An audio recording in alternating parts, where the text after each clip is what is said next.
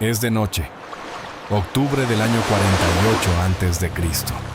El puerto de Alejandría huele a sal y a humo. La ciudad está en guerra. Un siciliano llamado Apollodoros camina por los muelles. Carga un bulto de tela sobre la espalda, pesado, torpe, que casi lo dobla en dos.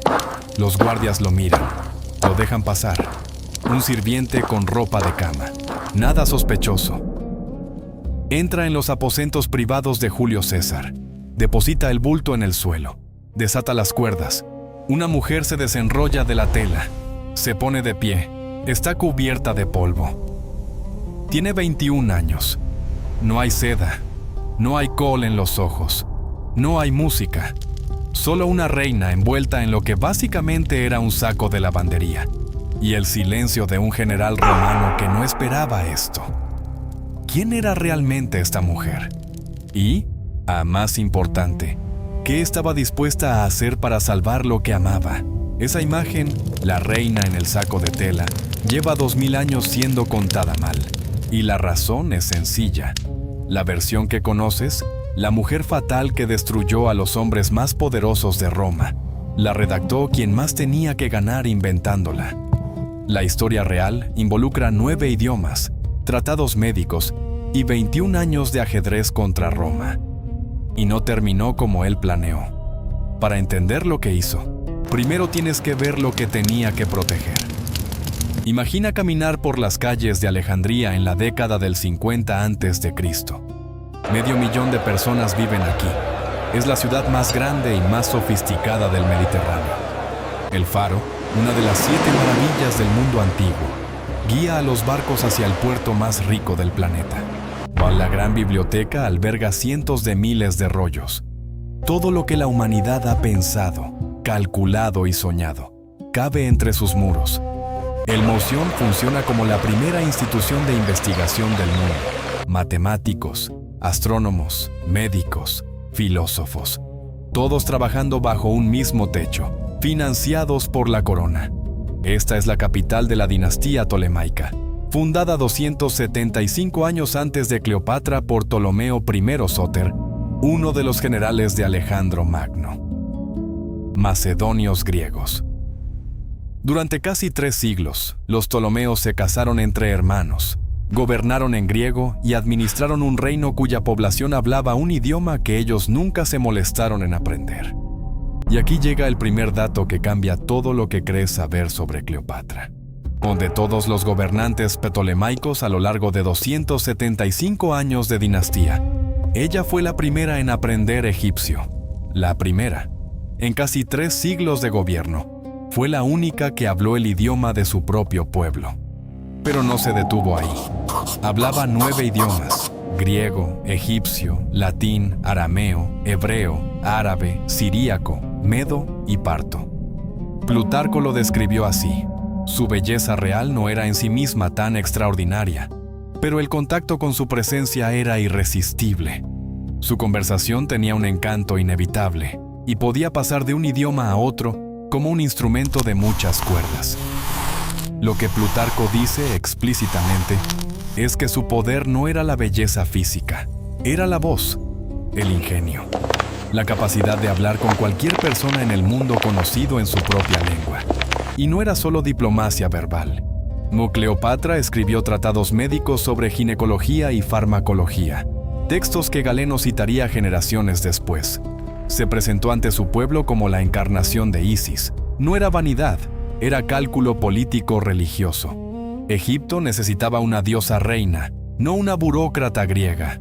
Pero aquí está la matemática existencial que define toda esta historia. Roma ha devorado el Mediterráneo entero. Grecia, Cartago, Hispania, la Galia, toda la costa del norte de África, absorbidos. Egipto es el último gran reino independiente. Su producción anual de grano puede alimentar a toda la población urbana de Roma. Su tesoro puede financiar ejércitos enteros.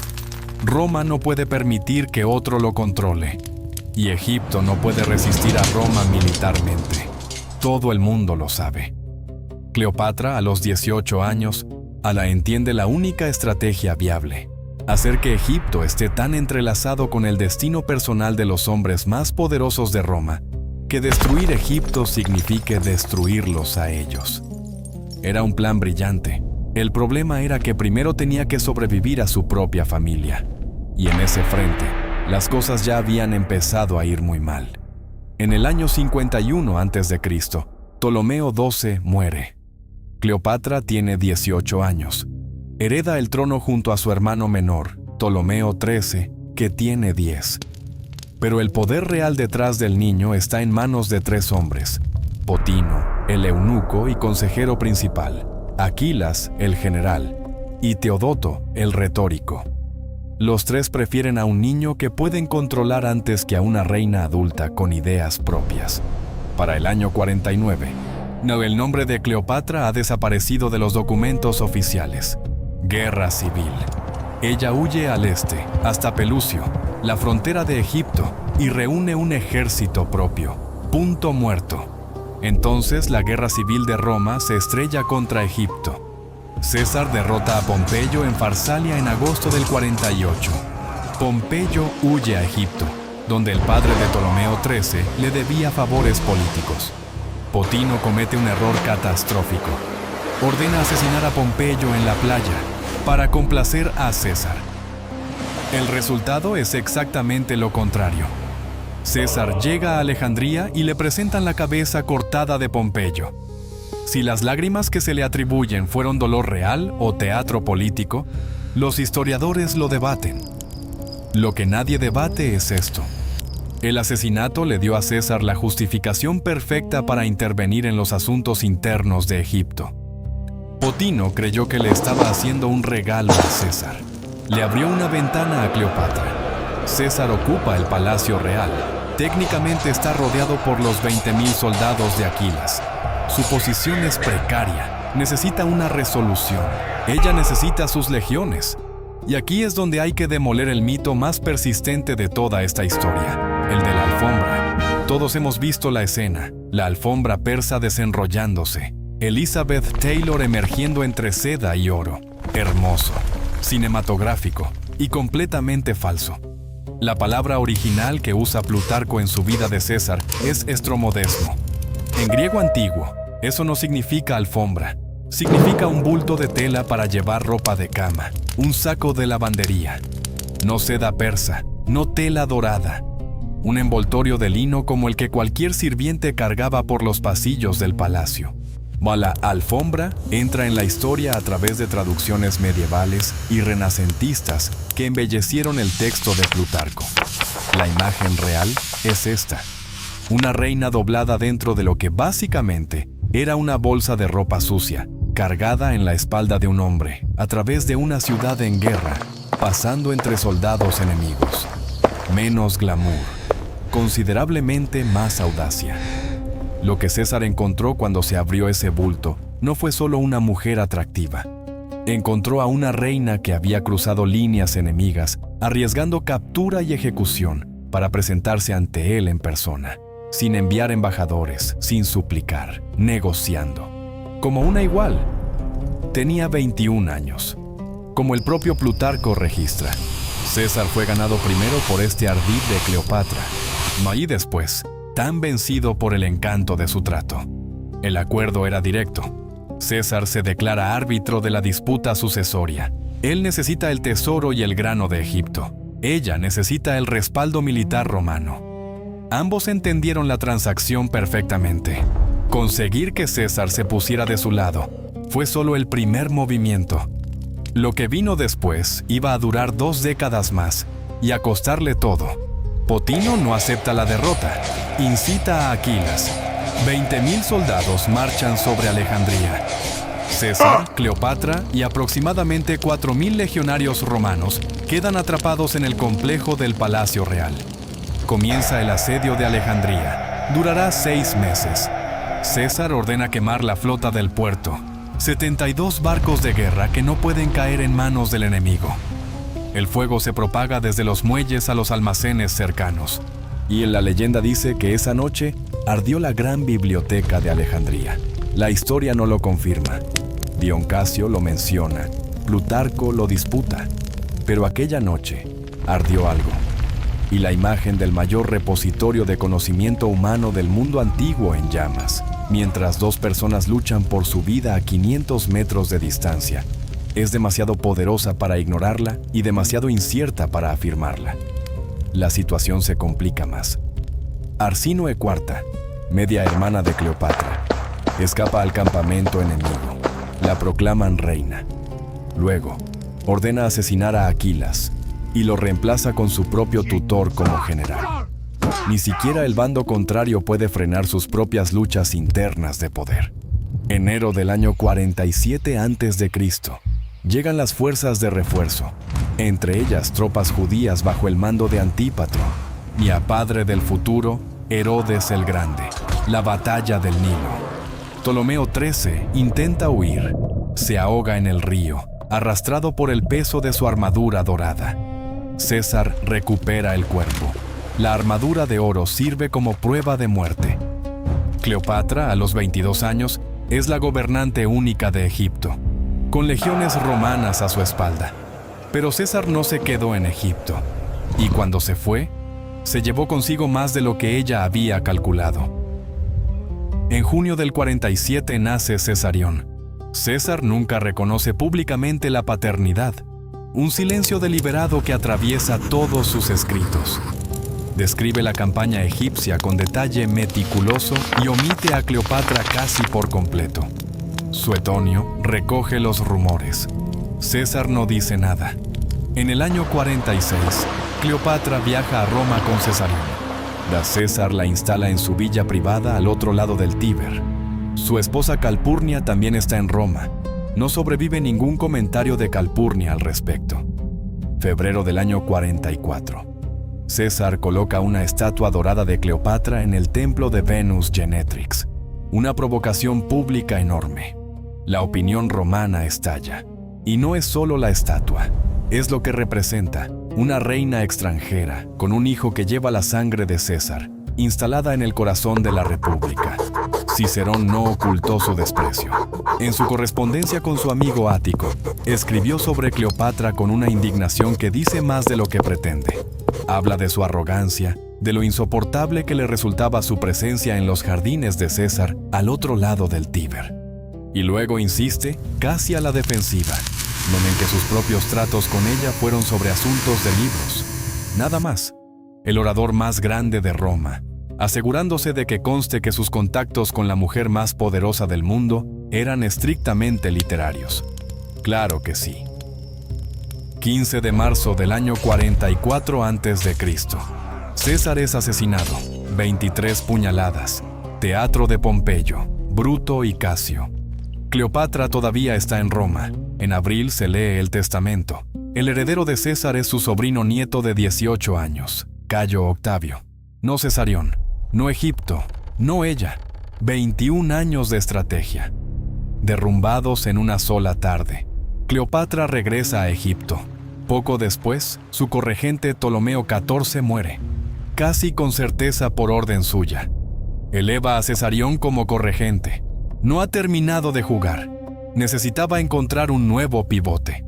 Y el siguiente iba a llegar desde el otro lado del Mediterráneo. Después de la batalla de Filipos en el año 42, Marco Antonio es el poder romano dominante en el este. Convoca a Cleopatra a Tarso, la actual Turquía, para responder a cargos. ¿Apoyó a sus enemigos durante la guerra? Ella podría enviar un embajador. Podría presentarse como acusada, nerviosa, disculpándose. No hace ninguna de las dos cosas. El río Sidno. Una tarde mediterránea. Los ciudadanos de Tarso han abandonado el mercado y se agolpan en la orilla del río. Aparece una barcaza, popa dorada, velas de color púrpura, remos de plata. El aroma del incienso viaja sobre el agua antes de que el barco sea siquiera visible. Una mujer recostada bajo un dosel de tela de oro, vestida como Venus. Niños vestidos como cupidos la abanican. En la orilla, ya alguien empieza el rumor. Venus ha llegado para festejar con Baco. Plutarco lo describe con un detalle que siglos después inspiraría directamente el Antonio y Cleopatra de Shakespeare. Llegó navegando por el río Sidno en una barca con la popa dorada y las velas extendidas de color púrpura, mientras los remos de plata marcaban el tiempo con música de flautas y arpas. Ella misma yacía recostada bajo un dosel de tela de oro, ataviada como Venus en un cuadro. Antonio, literalmente el hombre más poderoso del mundo oriental, está sentado solo en la plaza del mercado vacía. Todo el mundo corrió al río. Él envió una invitación a cenar. Ella le mandó decir que viniera él. Esto no fue seducción. Fue teatro diplomático a una escala que el mundo antiguo no había visto. La habían convocado como acusada. Llegó como diosa. Una tarde, o a una inversión total de la dinámica de poder. Cada detalle, las velas púrpura, el incienso, los niños disfrazados, calculado con la misma precisión con la que se planifica una campaña militar. El acuerdo subyacente era tan pragmático como la escenografía había sido espectacular. Antonio necesitaba el tesoro de Egipto para su campaña contra los partos. Cleopatra necesitaba la autoridad oriental de Antonio para expandir el control territorial egipcio. La transacción era mutua y ambos la entendían perfectamente. A petición explícita de Cleopatra, Antonio ordena la ejecución de su media hermana Arsínoe IV en las escalinatas sagradas del templo de Artemisa en Éfeso. La opinión romana queda horrorizada.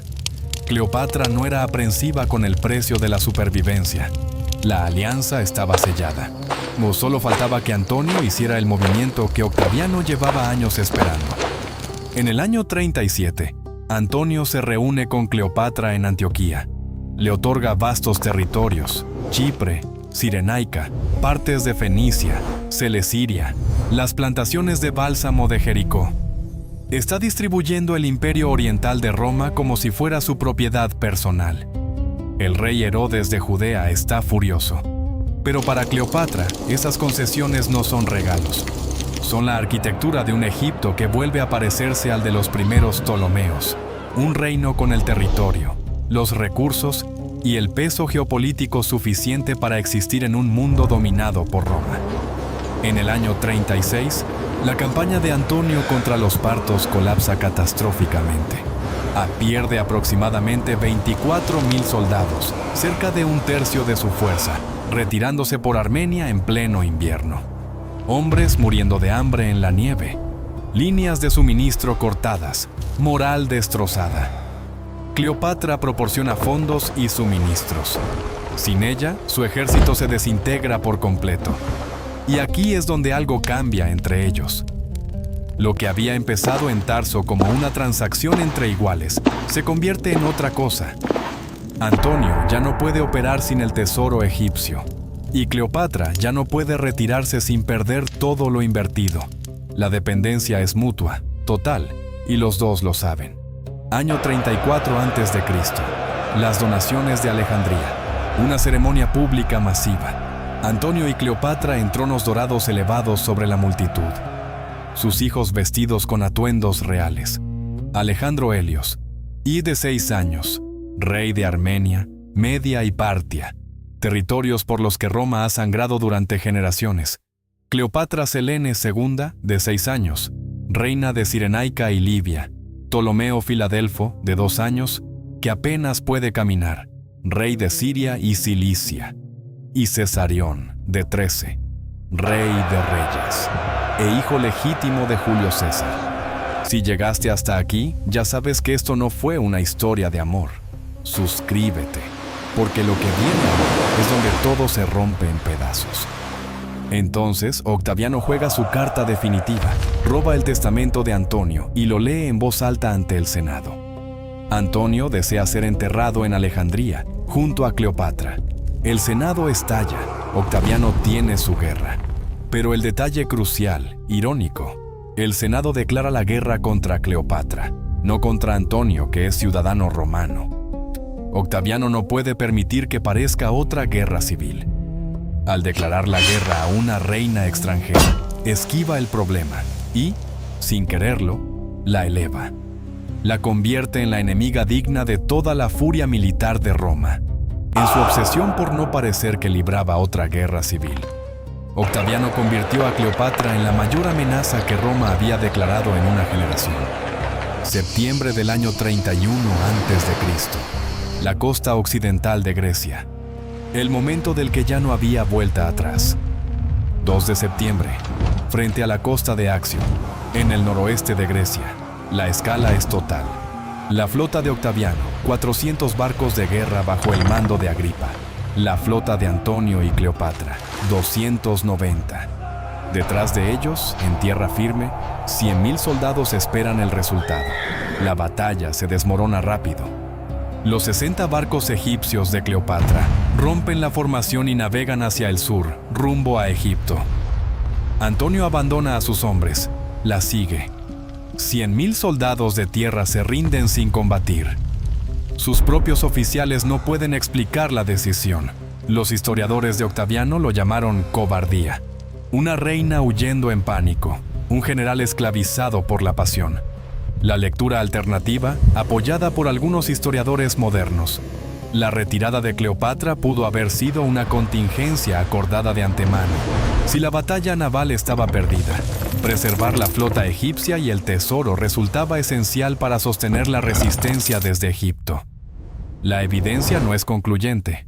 Ambas versiones encajan con los hechos. Lo que sí es concluyente, después de Axio, la guerra está perdida. Solo queda decidir cómo termina. A 1 de agosto del año 30 a.C., las fuerzas de Octaviano entran en Alejandría, sin oposición, sin batalla, sin última resistencia. Antonio recibe la noticia, falsa, de que Cleopatra ha muerto. Se clava su propia espada, no muere de inmediato. Lo llevan, sangrando, hasta la base del mausoleo cerrado de Cleopatra. Ella no abre las puertas. Los soldados de Octaviano pueden estar observando, así que ella y sus 2 sirvientas, Iras y Carmión, bajan cuerdas desde una ventana superior. Lo izan por la pared exterior de la torre. Plutarco anota que era un hombre grande y que las 3 mujeres lucharon con las cuerdas, gritando y llorando, mientras los que miraban desde abajo los animaban y sufrían con ellas. Cuando finalmente lo pasaron por la ventana, ella se desgarró la ropa y se golpeó el pecho con los puños. A él pidió vino. Le dijo que no lo llorara. Murió en sus brazos.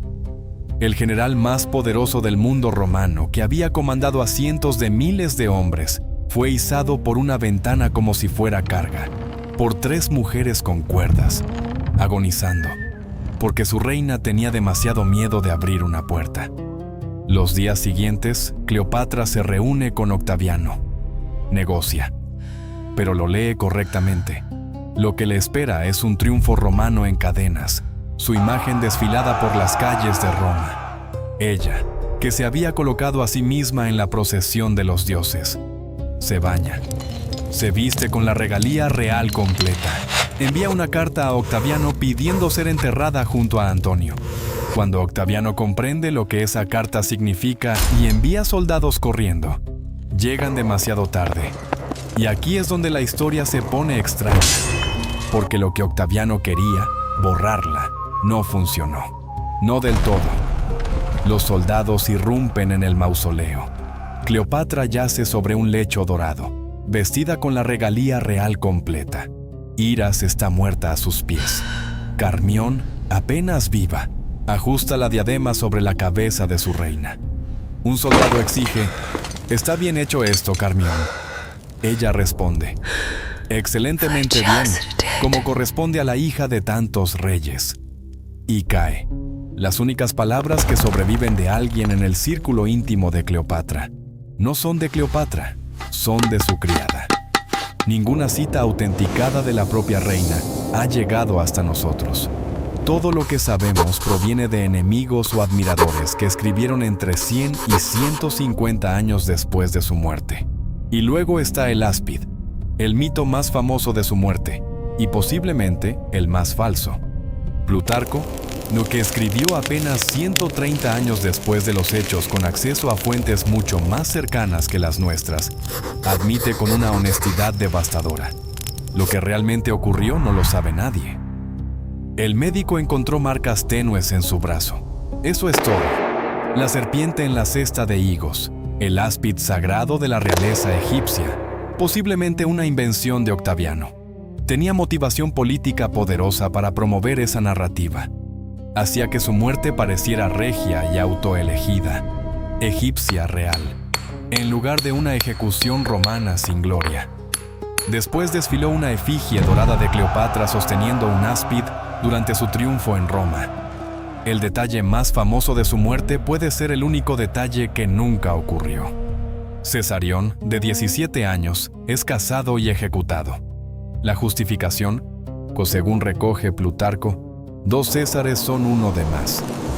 El último heredero de la dinastía tolemaica y de la sangre de Julio César, asesinado a los 17. Cleopatra Selene II, de unos 10 años, es encadenada y desfilada por Roma en el triunfo de Octaviano. Luego, un matrimonio político con el rey Juba II de Mauritania. Sus descendientes gobernaron el Marruecos moderno durante generaciones. El último miembro conocido del linaje de Cleopatra, Ptolomeo de Mauritania, fue invitado a Roma por el emperador Calígula en el año 40 de nuestra era. Calígula admiró su capa púrpura. Lo mandó matar. 70 años después de Cleopatra, 3000 años de civilización faraónica, extinguidos por un emperador que se ofendió por una prenda de vestir. Octaviano se convierte en Augusto en el año 27 a.C. El grano y el tesoro de Egipto construyeron el Imperio Romano, que dio a la civilización occidental sus códigos legales, su calendario, su vocabulario arquitectónico.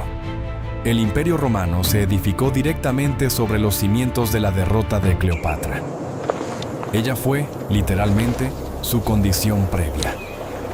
Octaviano tenía tanto miedo de lo que Egipto le hacía a los hombres romanos que prohibió a los senadores visitarlo sin permiso imperial.